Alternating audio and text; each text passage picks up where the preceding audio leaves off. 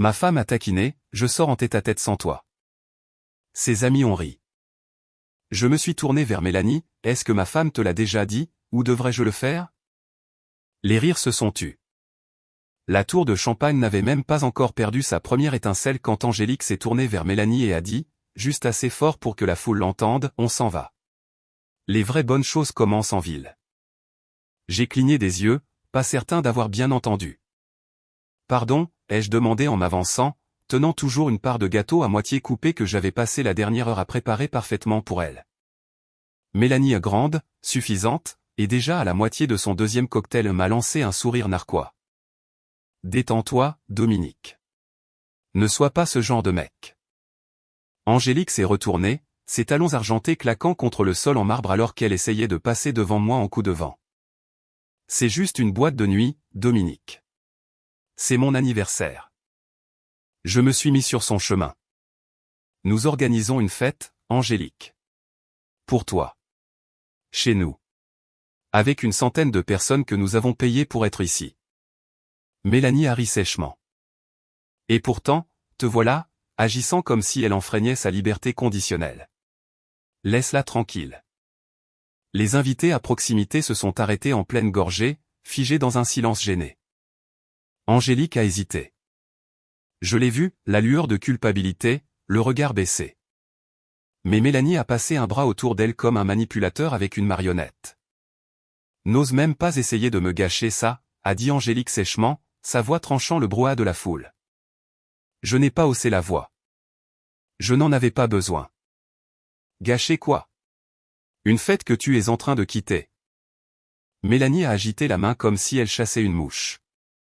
Honnêtement, Dominique, tu te mets dans l'embarras.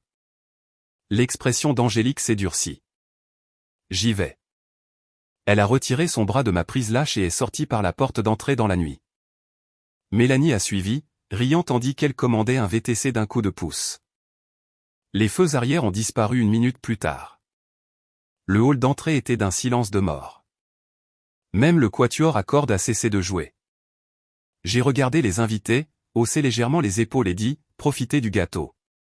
C'est un forêt noir, son préféré. Ou c'était le cas. Puis j'ai marché vers le patio arrière, dépassant les fontaines et les lumières scintillantes, la mâchoire serrée mais la colonne vertébrale droite. Je n'étais pas en colère.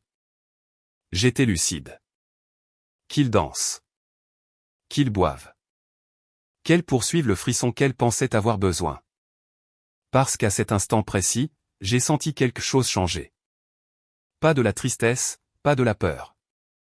Juste de la concentration. Vous voyez, j'ai passé des années à construire quelque chose de réel, une entreprise, une maison, un avenir. Et peut-être, juste peut-être, que cette petite cascade d'anniversaire était le plus beau cadeau que je n'ai jamais demandé. Le genre qui vous réveille. Le genre qui dissipe le brouillard. Et le genre qui vous laisse enfin voir ce qui doit être fait. La lumière du matin à Lyon avait une façon de faire paraître tout plus propre que ça ne l'était vraiment, mais aucune quantité de soleil ne pouvait blanchir ce qui s'était passé la nuit précédente. J'étais assis à l'îlot de la cuisine, parcourant les actualités, la machine à expresso vrombissant derrière moi quand la porte d'entrée s'est ouverte. Angélique est entrée d'un pas léger comme si elle revenait juste du magasin pour du lait d'amande. Elle tenait 2 cafés, un dans chaque main, et a affiché ce sourire d'après-soirée. Je me suis dit que je te devais une offrande de paix, a-t-elle dit, la voix légère, comme si tout le quartier ne l'avait pas vu filer de sa propre fête avec Mélanie à son bras. Je n'ai pas bougé. Comment était la boîte de nuit? Elle a cligné des yeux, puis a gloussé comme si je faisais du drame. Dominique, sérieusement? Elle a fait glisser l'une des tasses vers moi. C'était inoffensif. On a dansé, on a bien ri. Il n'y a pas de crime à se laisser aller de temps en temps. Inoffensif, ai-je répété lentement, prenant l'expresso mais sans encore le boire. Quitter ta propre fête d'anniversaire devant la famille, les amis, les clients, les fournisseurs. Tu appelles ça inoffensif? Angélique a appuyé sa hanche contre le comptoir, essayant toujours d'être désinvolte. Mélanie a dit que ce serait bon pour mon énergie. Elle ne le pensait pas à mal. Tu en fais toute une histoire. J'ai finalement pris une gorgée, calme, contrôlée. Alors laisse Mélanie s'occuper de ton énergie à partir de maintenant. Son front s'est plissé. Qu'est-ce que ça veut dire? Je me suis levé et je suis passé devant elle pour aller au tiroir où nous gardions nos chéquiers, nos reçus et nos dossiers financiers. J'ai sorti mon ordinateur portable à la place, l'ai ouvert et ai tapé quelque chose. Rapide. Efficace. Angélique s'est retournée alors que je me rasseyais. Dominique, qu'est-ce que tu fais? Je sécurise les comptes, ai-je dit sans la regarder. Tu constateras que ta carte ne fonctionne plus à partir de maintenant. Il y a eu une pause, puis une expiration brusque. Tu plaisantes. J'ai levé les yeux vers elle, très sérieux. Ai-je l'air de plaisanter? Angélique a posé le café assez fort pour que le couvercle saute. Tu me punis comme une enfant. Non, ai-je répondu en tapotant ma tasse d'expresso avec un doigt. Je pose une limite. Tu as quitté ta propre fête. Tu m'as humilié. Et pourquoi? L'idée de Mélanie de s'amuser. Sa voix a monté d'un ton. C'était mon anniversaire, Dominique. Dieu m'en garde de vouloir une nuit pour me sentir à nouveau moi-même. Je lui ai jeté un regard. Si tu as un tel besoin d'échapper à ta vie, peut-être que ce n'est pas la vie qui est brisée. Sa mâchoire est tombée. Est-ce que tu t'entends seulement? Tu me traites comme une adolescente croqueuse de diamants. Non, ai-je répété, lentement et clairement. Je te traite comme quelqu'un qui a fait un choix, et j'en fais un en retour. Angélique a croisé fermement les bras sur sa poitrine. Alors maintenant, je suis censé faire quoi? Mendier de l'argent de poche? C'est ça le jeu ici? Pas de jeu, je me suis relevé, la tasse d'expresso à la main. Tu as tes propres revenus. Utilise-les. Si Mélanie pense qu'elle est ton sauveur, elle peut t'aider à payer les brunchs, les sacs et le service de bouteilles. Elle avait l'air stupéfaite, sa voix s'est légèrement brisée. Je n'arrive pas à croire que tu fais ça. J'ai haussé les épaules. Crois-le. Le silence qui a suivi n'était pas bruyant. Il était tranchant, net, comme l'air juste avant un orage. Angélique me fixait, clignant fort des yeux, cherchant un fil à tirer qui pourrait me défaire, mais il n'y en avait aucun. Elle a levé les bras en l'air. C'est incroyable.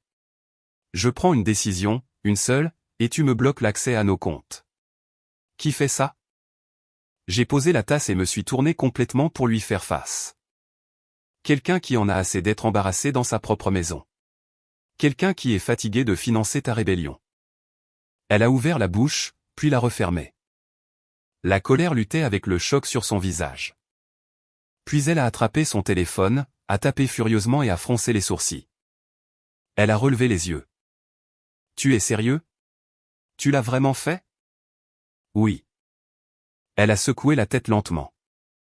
Je ne sais même pas qui tu es en ce moment. C'est drôle, ai-je dit en m'éloignant de l'îlot. Parce que je viens de découvrir qui je suis et ce que je ne tolérerai plus. Angélique est restée figée près du réfrigérateur, respirant fort, me regardant comme si j'étais un étranger. Et peut-être que je l'étais. Peut-être que la version de moi qu'elle pensait tenir en laisse ne vivait plus ici. La cuisine semblait plus froide que d'habitude, non pas en température, mais en tonalité. Quelque chose de non dit s'est installé entre nous, un changement que ni l'un ni l'autre ne pouvait prétendre ne pas s'être produit. Et j'ai réalisé à ce moment-là que ce n'était plus un mariage en pause. C'était une ligne tracée dans le granit.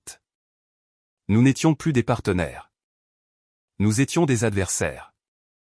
Cet après-midi-là, j'étais dans mon bureau à trier des contrats en petites piles bien nettes, prétendant que mon monde ne basculait pas quand mon téléphone a vibré. Le nom de Bruno s'est allumé à l'écran. Il n'était pas du genre à appeler à moins que quelque chose n'ait de l'importance. J'ai répondu, ouais.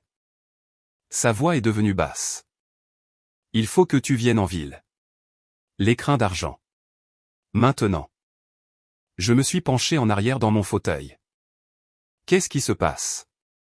Viens, c'est tout, a-t-il dit. Et garde ton calme. Garde ton calme. Cela signifiait toujours des ennuis.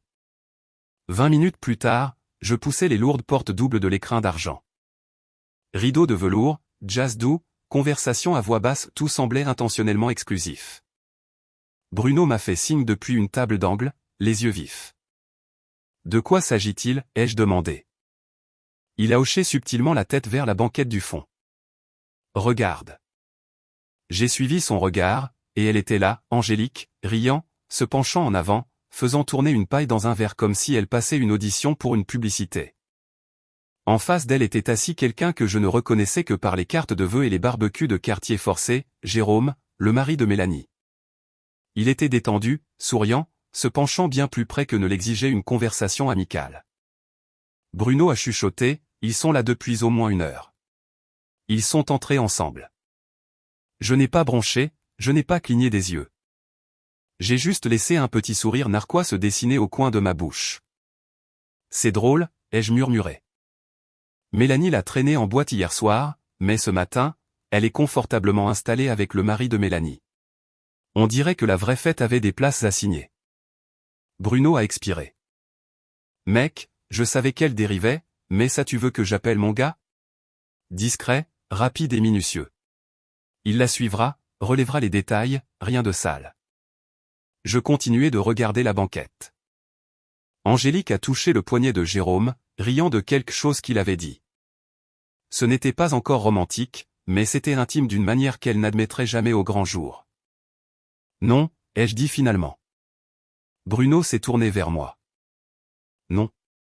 Je n'engage personne. Il a froncé les sourcils. Dominique, allons. Si les choses s'enveniment, elles le sont déjà. Je me suis assis en arrière, croisant les bras.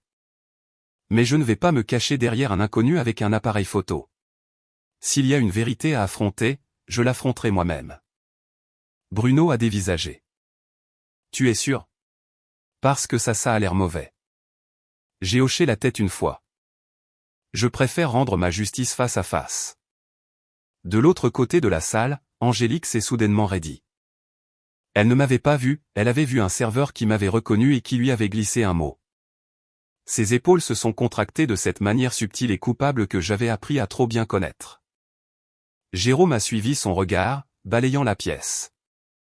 Je n'ai pas détourné le regard, je ne me suis pas caché, je n'ai pas bougé. J'ai juste levé mon verre vers eux avec le plus petit et le plus calme des hochements de tête. Bruno a marmonné, tu joues à un jeu dangereux. Pas un jeu, ai-je dit. Juste de la clarté. Angélique a chuchoté quelque chose à Jérôme, a attrapé son sac et s'est dépêchée vers la sortie, prétendant qu'elle ne fuyait pas. Jérôme est resté assis, se frottant la nuque. Bruno a soupiré. Et maintenant? Je me suis levé. Maintenant, rien. Elle finira par rentrer à la maison, et quand elle le fera, elle parlera. Et si elle ne le fait pas, je lui ai lancé un regard qui portait plus de certitude que de colère. Alors elle fera son choix sans dire un mot. Nous sommes sortis dans la soirée fraîche de Lyon, les lumières de la ville scintillant sur les tours de verre. Je me sentais étrangement calme, stable. Pas brisé, pas ébranlé, juste éveillé. Le genre d'éveil qui n'arrive qu'après que quelqu'un vous a montré exactement ce qu'il est en train de devenir. L'odeur des sarments de vigne et des merguez grillées flottait épaisse dans l'air du jardin, les guirlandes lumineuses au-dessus projetant une douce lueur ambrée. Cela aurait dû être une soirée paisible. Juste la famille, les voisins, quelques collègues avec leurs conjoints, bavardant autour d'assiettes en carton et de limonade. Angélique avait été inhabituellement joyeuse toute la soirée, flottant d'invité en invité comme une politicienne. Fausse chaleur, charme poli. Je n'ai pas mordu à l'hameçon.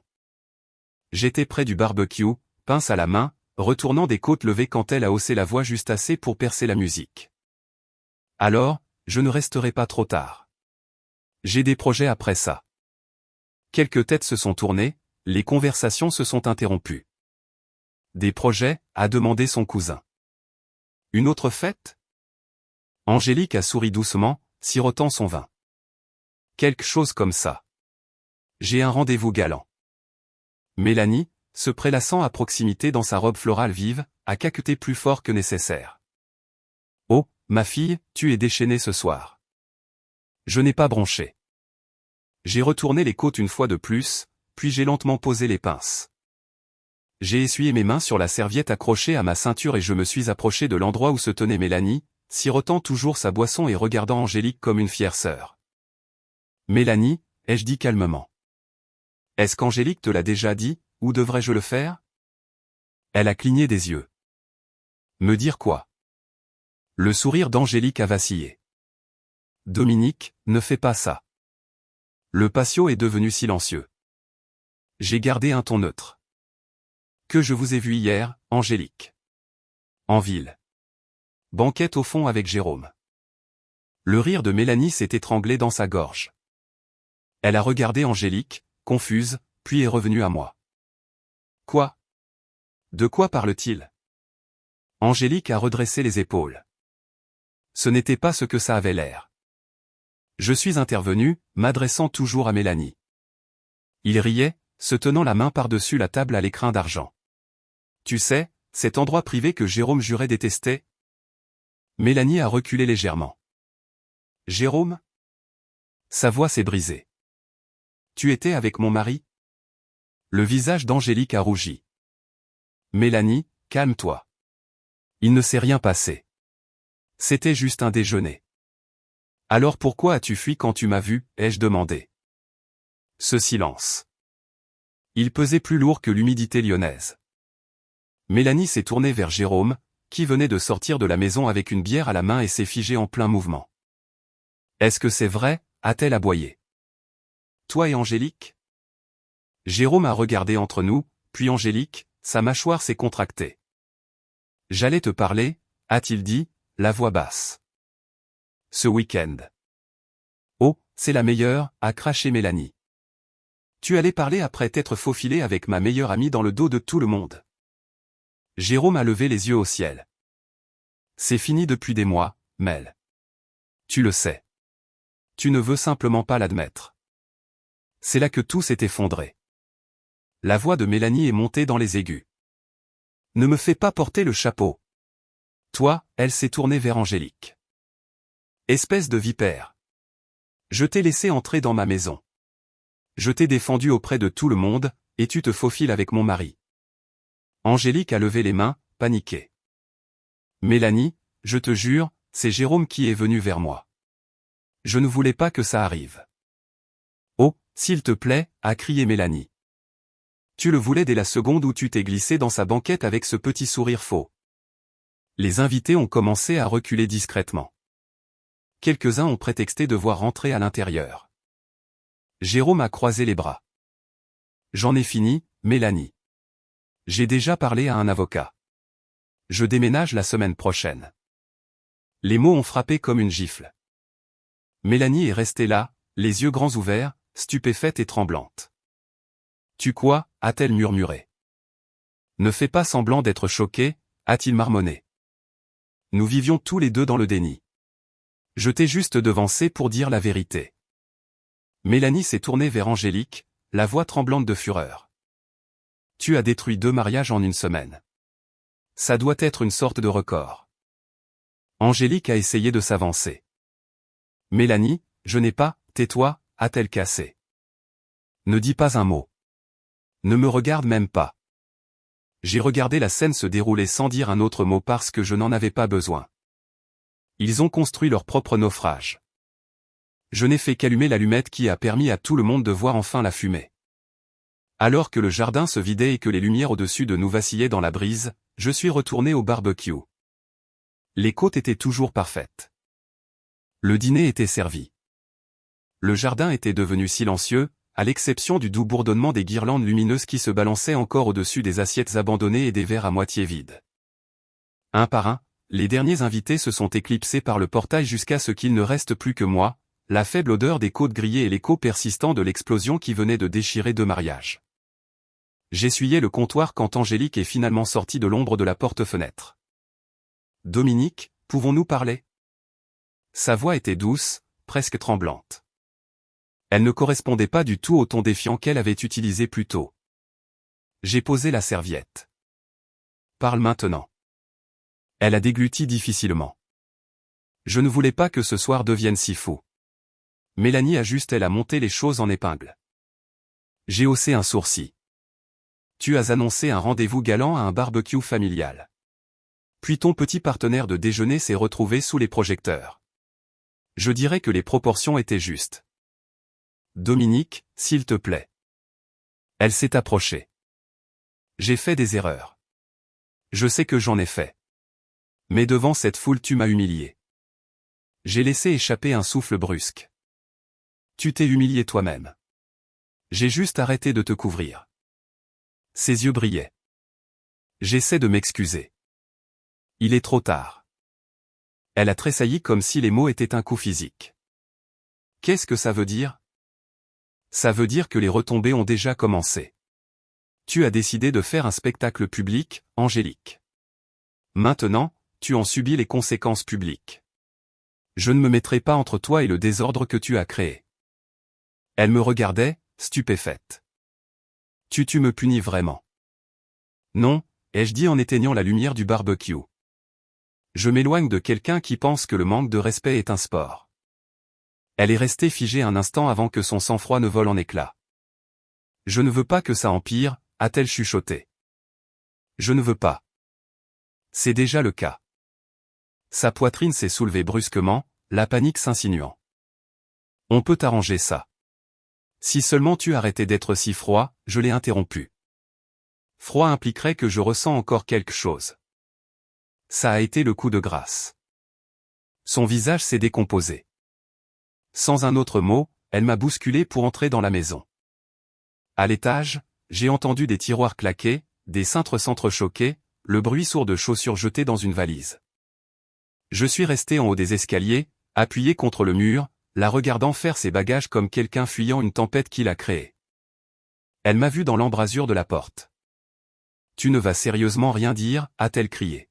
« Même pas maintenant ?» J'ai gardé les bras croisés. « Qui a-t-il à dire ?»« Je suis ta femme. »« Tu l'étais. » Elle a haleté, serrant une poignée de vêtements. « Tu ne peux pas simplement abandonner comme ça. »« Je n'ai pas abandonné, » ai-je dit doucement. « Tu es parti 2 fois. Une fois à la fête et une autre fois quand tu as décidé que tes choix n'avaient pas besoin de conséquences. » Elle a fermé la valise avec des mains tremblantes. « Où suis-je censé aller ? » C'est ta prochaine décision. Prends une avec laquelle tu peux vivre. Un long souffle brisé lui a échappé. Elle a attrapé son sac, m'a frôlé dans le couloir, le mascara coulant sur ses joues. « Je n'aurais jamais pensé que tu deviendrais comme ça, » a-t-elle murmuré. « Et je n'aurais jamais pensé que tu deviendrais quelqu'un que je ne pourrais pas respecter. » Ses genoux ont fléchi à ces mots, mais elle a continué à avancer. En bas, les phares du taxi se sont déversés par les fenêtres. Elle s'est dépêchée de monter sur la banquette arrière sans regarder en arrière. La porte s'est refermée avec un bruit sourd et final. Le moteur a vrombi. La voiture s'est éloignée. Dehors, la nuit était calme, étrangement calme. Pas de vent, pas de voix, pas de chaleur persistante des heures précédentes. Juste le silence. Un silence qui n'était pas triste. Un silence qui n'était pas paisible. Un silence qui signifiait que quelque chose s'était terminé et que quelque chose d'autre avait commencé. Le lendemain matin, le centre-ville de Lyon bougeait comme si de rien n'était. La lumière du soleil rebondissant sur les tours de verre, les trottinettes électriques bourdonnant le long des trottoirs, l'odeur de café flottant à travers les portes ouvertes. Mais à l'intérieur de moi, les engrenages avaient déjà changé. Je ne ressentais pas d'amertume. Je me sentais chirurgical, concentré. Vincent attendait déjà quand je suis arrivé, à la même table d'angle qu'il revendiquait toujours, les manches retroussées jusqu'au coude, lisant le journal comme un homme qui préférait encore l'encre aux écrans. Il a levé les yeux, puis s'est levé pour me saluer. « Tiens, le fantôme est de retour. » J'ai serré sa main. Pas un fantôme. J'ai juste repensé à mon emploi du temps. Vincent a souri narquoisement. Je lis mieux entre les lignes que la plupart des gens. Tu n'es pas venu ici pour prendre des nouvelles. Non, ai-je dit en prenant place. Je suis venu pour quelque chose de spécifique. Il a fait glisser mon café sur la table. Vas-y. J'ai remué la crème lentement, regardant le tourbillon se fondre dans le brin. J'ai besoin qu'Angélique soit libérée du cabinet. Discrètement. Pas de scène, pas de presse, juste proprement. L'expression de Vincent n'a pas changé, mais j'ai vu les rouages tourner derrière ses yeux. Marketing, a-t-il dit. Sous l'équipe de Jeanne. Correct. Elle est techniquement une contractuelle, pas une salariée. Plus facile à couper. J'ai hoché la tête. C'est pourquoi je l'ai placé là il y a des années. Pour avoir des options. Vincent s'est penché en arrière dans son fauteuil, m'étudiant. Tu es sûr? Elle ne reviendra pas chez nous, ai-je dit simplement. Il est inutile de prétendre qu'elle devrait représenter la mienne. Il a expiré lentement. Tu as toujours été propre dans tes ruptures. Froid, mais propre. J'ai haussé un sourcil. Tu dis que je suis sans cœur? Non, a-t-il dit en secouant la tête. Je dis que je t'ai regardé construire une vie autour de quelqu'un qui ne méritait pas ta stabilité. Et je me suis toujours demandé quand tu arrêterais de couvrir ses erreurs. J'ai siroté mon café, puis je l'ai regardé droit dans les yeux. Alors, tu le feras. Vincent a hoché la tête une seule fois. Jeanne a le modèle de paperasse. Je rédigerai un avis. Indemnité de départ incluse. Légère, mais juste. Pas de drame, ai-je répété. Ce n'est pas de la vengeance. C'est un alignement. Il a eu un petit rire. Tu as toujours parlé comme une feuille de calcul quand les choses devenaient personnelles. J'ai souri faiblement. Ça m'empêche de frapper les murs. Il a baissé les yeux sur son café, puis les a relevés vers moi, plus doucement maintenant. Je n'ai jamais envié ta position, Dominique. Grande maison, belle voiture, femme trophée. De l'extérieur, ça avait l'air net. Mais j'ai vu les coins. J'ai vu à quel point tu la couvrais. Couvrais, ai-je répété, ses retards, ses dépenses, sa façon d'entrer dans les pièces comme si elle n'avait pas besoin de connaître le nom de qui que ce soit. Tu as toujours arrangé les choses comme si ce n'était que du bruit à gérer. Je n'ai pas répondu tout de suite parce qu'il avait raison. Tu auras le formulaire signé dans l'heure, a-t-il dit enfin, finissant sa boisson. Et si elle essaie de résister, je lui rappellerai que le département marketing ne négocie pas la loyauté. J'ai croisé son regard. Merci, Vince. Je sais que c'est une demande étrange. Il s'est levé, posant sa serviette sur la table. Non, ça fait longtemps que ça aurait dû être fait. Considère ça comme une faveur professionnelle. En quittant le café, la lumière du soleil ne semblait pas aussi chaude, mais l'air était plus clair, comme si un poids de plus avait été enlevé. Je ne cherchais pas la vengeance. Je voulais juste que le bruit disparaisse. Et finalement, il commençait à se taire. Il était presque 21h quand la porte s'est ouverte brusquement, les talons d'Angélique frappant le parquet comme des coups de feu. Dans sa main droite, elle serrait une lettre froissée comme si elle avait été étranglée pendant tout le trajet. « Tu trouves ça drôle » a-t-elle lancé, brandissant la page comme un mandat. « Tu penses que tu peux juste m'effacer » Je n'ai pas bronché.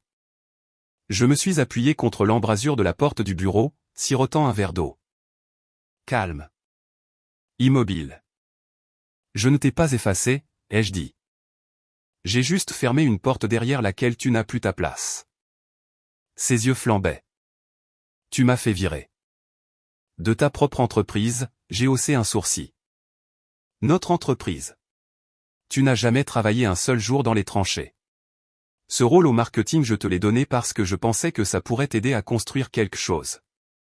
Elle s'est approchée, la voix montant. Tu m'as prise au dépourvu. Jeanne n'a même pas eu la décence d'appeler. Juste un courriel, un chèque d'indemnité comme si j'étais une intérimaire. Je leur ai demandé de rester respectueux, ai-je dit, la voix stable. Je voulais que ce soit propre. Silencieux. Tu devrais être reconnaissante pour ça. Reconnaissante, a-t-elle répété, la voix se brisant. Tu viens de me priver de mon travail. Tu as quitté notre mariage en premier. Elle est restée là, respirant fort, sa robe encore froissée d'où qu'elle vienne. La lettre dans sa main tremblait. Tu le fais vraiment, n'est-ce pas? Je ne fais rien qui n'ait été mérité. La lèvre d'Angélique s'est retroussée, mais elle s'est retenue de parler. Un instant, elle m'a juste regardé comme si elle voyait quelque chose qui n'était pas là avant. Puis sa voix s'est adoucie très légèrement. Je ne suis pas comme Mélanie. J'ai incliné la tête. Non. Tu es plus discrète sur les dégâts que tu causes. Ça a frappé plus fort que je ne l'avais prévu. Elle a cligné des yeux, les lèvres entr'ouvertes, mais les mots ne sont pas venus. Son regard est retombé sur la lettre. Qu'est-ce que je suis censé faire maintenant, a-t-elle demandé, la voix creuse. Tu as tout pris. J'ai fini mon verre et l'ai posé doucement sur la table à côté de moi. Je n'ai rien pris, ai-je dit. J'ai juste arrêté de donner. Elle a levé les yeux lentement. Alors quoi? C'est tout? Je suis censé disparaître? Je me suis avancé juste assez pour combler la distance. Demande à ton nouveau partenaire, ai-je dit.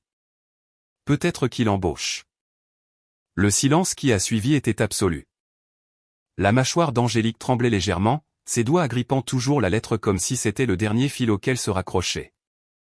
Mais elle n'avait pas de répartie. Pas cette fois. Elle s'est détournée lentement et s'est dirigée vers la porte sans un autre mot. Pas de menace, pas de larmes, juste le silence et le son doux et défait des talons qui redescendaient les marches de l'entrée. Pour la première fois, je ne ressentais pas de colère. Je ressentais la paix. Et peut-être, juste peut-être, que c'était le début de quelque chose de mieux. 3 jours plus tard, j'étais de nouveau assis en face d'elle, mais cette fois-ci, ce n'était pas à notre îlot de cuisine ou dans un couloir rempli de chuchotements. C'était dans une salle de conférence au 15e étage d'un élégant immeuble de bureaux du centre-ville. Pas de bougies, pas de musique, juste 2 avocats, une carafe d'eau et une pile de paperasse plus épaisse que la plupart des romans. Angélique était assise de l'autre côté de la longue table en chêne, habillée pour intimider, teint vif, maquillage impeccable, cette même mâchoire crispée qu'elle utilisait pour négocier les retours de créateurs. Mais ses yeux la trahissaient. Derrière le vernis, il y avait autre chose. Du désespoir enrobé de fierté. Son avocat, un homme aux cheveux gris avec des lunettes parfaitement centrées et une voix douce, a ouvert la réunion avec un gentil hochement de tête. Commençons. Il a sorti sa proposition de règlement. Je n'ai même pas scié en voyant les chiffres. Angélique s'est penchée en avant comme si elle présentait une offre finale sur une maison. Compte tenu de notre style de vie et du temps que j'ai investi dans l'image de votre entreprise, je suis intervenu, calme comme toujours. Tu n'étais qu'un nom sur une page de profil, Angélique. Son avocat s'est raclé la gorge. Restons civils, Dominique. Soyez précis. Soyez factuel. Il a feuilleté les pages. Alors, a-t-il dit prudemment, notre cliente demande une pension alimentaire mensuelle, une participation partielle dans Apex Conseil et la conservation de la propriété de vacances à Saint-Tropez. Mon avocat, Grégoire, était assis tranquillement à côté de moi, les mains jointes. Il n'a même pas touché le dossier. Je me suis légèrement penché en avant. Vas-y, Grégoire. Grégoire a ouvert notre copie du contrat prénuptial. Il avait été signé il y a 11 ans. Notarié. Avec des témoins. Inattaquable. La clause 4C, a commencé Grégoire, d'une voix sèche, stipule qu'en cas de divorce, aucune des parties n'a droit aux actifs commerciaux partagés, sauf s'ils ont été achetés conjointement. La clause 6A confirme que votre cliente a renoncé à toute demande de pension alimentaire pour conjoint, car le mariage n'a pas donné lieu à des enfants ni à une période démontrée de dépendance financière. L'avocat d'Angélique a jeté un coup d'œil à sa cliente. Avez-vous tous les deux signé ce document? Oui, ai-je dit, croisant le regard d'Angélique. Tu y as insisté. Son avocat a ajusté ses lunettes, lisant plus vite maintenant. Il est complet. Grégoire a fermé le dossier. Il est valide. Donc, à moins que votre cliente ne prétende avoir signé sous la contrainte, ce document est valable. Les lèvres d'Angélique se sont entr'ouvertes, mais elle n'a rien dit. Son avocat s'est raclé la gorge. Nous pourrions envisager de contester en audience publique. C'est votre droit, ai-je dit tranquillement. Angélique a finalement craqué, frappant la table de la paume de sa main. Alors nous le ferons. Je n'ai pas bronché. Ça ne changera pas les chiffres. La pièce est devenue immobile. Angélique a regardé autour d'elle comme si les murs pouvaient s'effondrer en sa faveur, mais ils ne l'ont pas fait. Elle s'est affalée dans son fauteuil, le combat s'échappant de ses épaules. Son avocat a soupiré. Angélique, même si nous allons en justice, le juge se conformera au contrat. Le mieux que nous puissions faire est de demander des concessions mineures. Elle a cligné fort des yeux. Vous aviez dit que ça n'arriverait pas, a-t-elle murmuré, presque pour elle-même. Non, ai-je répondu. C'est toi qui as dit que ça n'arriverait pas. J'ai juste arrêté de te corriger. Un instant, l'air dans la pièce est devenu lourd, comme si tout le monde pouvait entendre le poids de ses attentes qui s'effondraient. Puis, doucement, elle a replié la proposition dans son portefeuille en cuir, sans dire un autre mot. Grégoire s'est penché. Nous rédigerons la version finale d'ici vendredi. Angélique a hoché la tête, ses mains toujours crispées sur la table. Et c'est ainsi que la bataille s'est terminée, avec de la paperasse, pas des feux d'artifice. Je n'ai pas souri. Je n'ai pas jubilé, car il ne s'agissait pas de gagner. Il s'agissait de clarté. Et la clarté, contrairement à l'amour, vient avec des preuves. Toujours là? Donnez un j'aime à cette vidéo. Ça aide vraiment. J'ai entendu frapper avant de voir la voiture. Ce n'était pas désinvolte. C'était frénétique, arythmique, désespéré. Quand j'ai ouvert la porte, Mélanie était là, méconnaissable. Les cheveux attachés avec une seule barrette cassée. Le maquillage maculé par une longue nuit ou de longues larmes. Probablement les deux. Son blazer était à moitié boutonné et la sangle de son sac à main ne tenait plus que par un seul fil.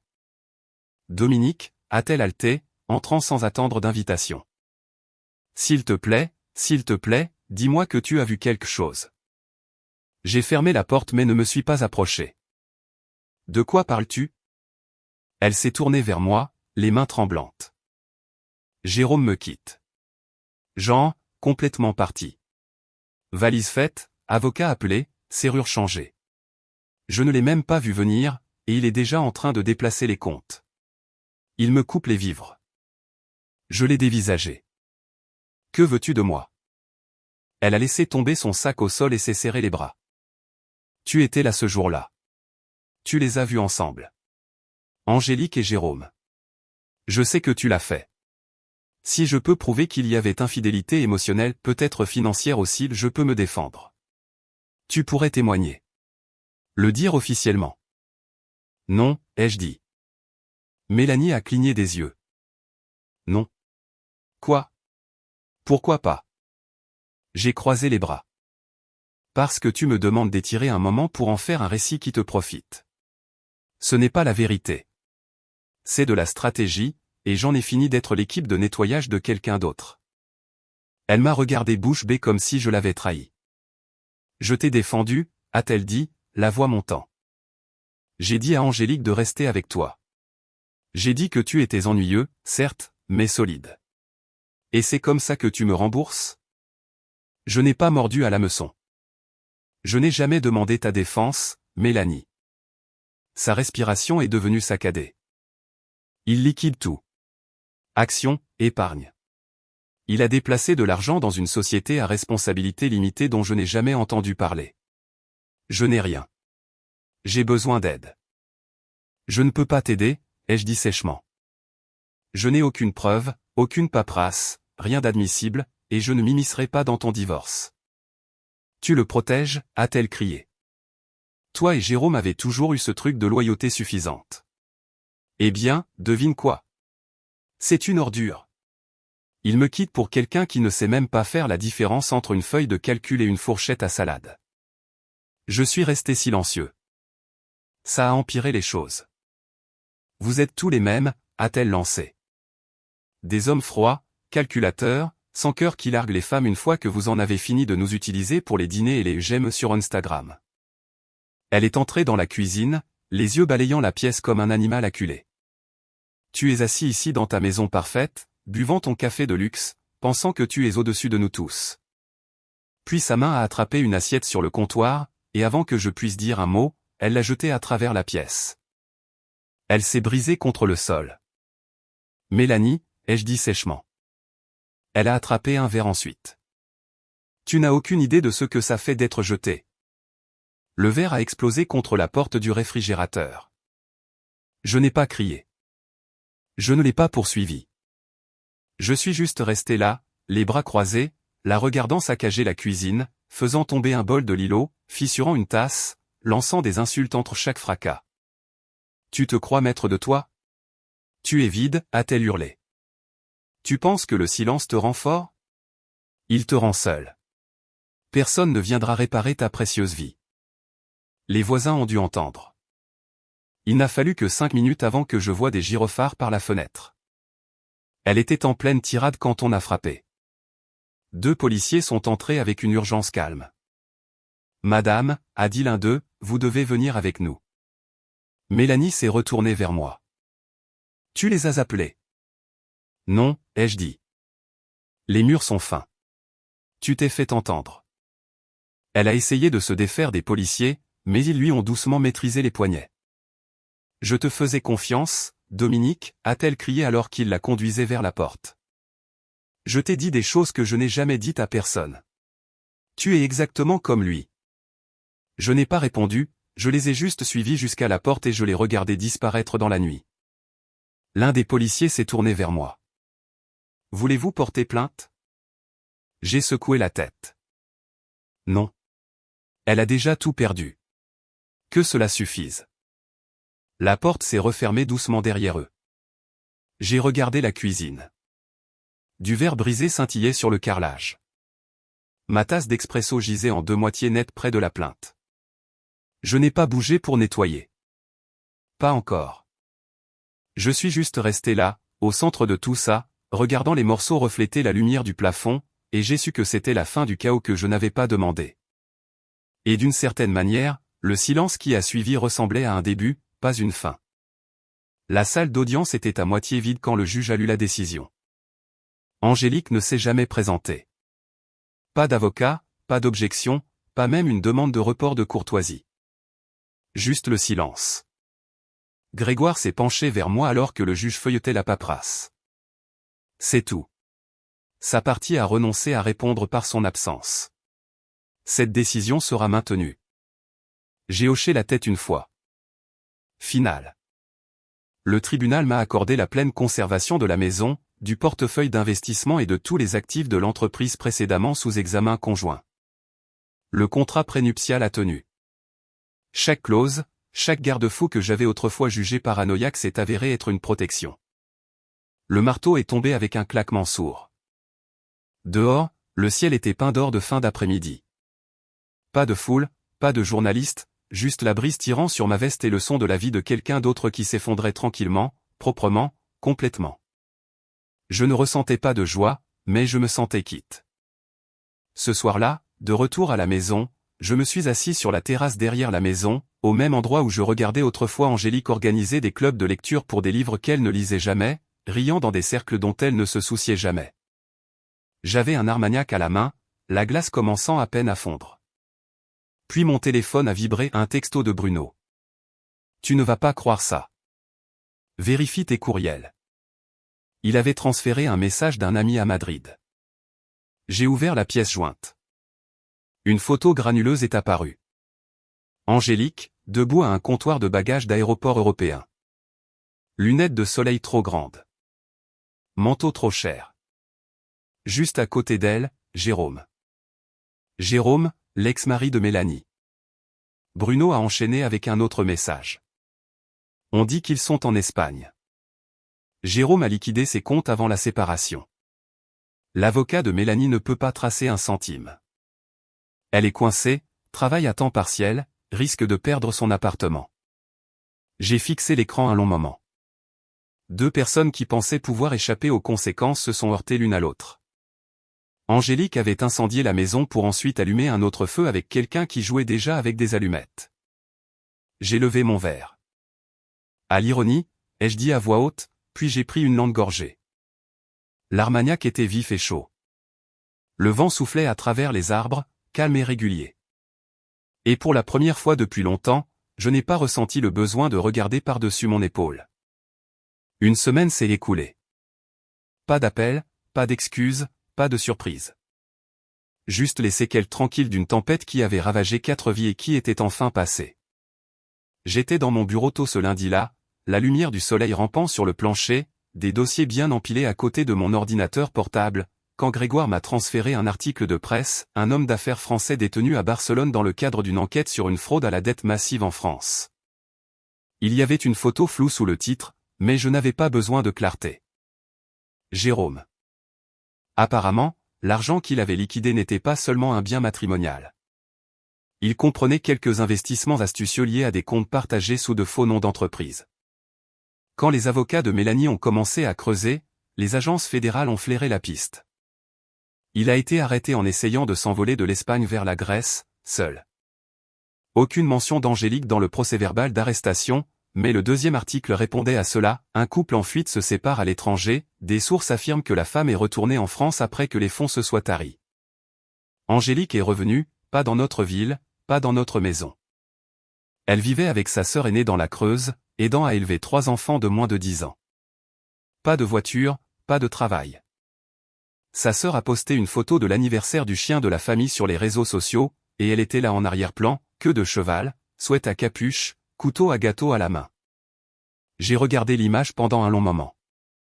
Angélique, qui se moquait autrefois des femmes au foyer, pliait maintenant du linge dans la maison de quelqu'un d'autre.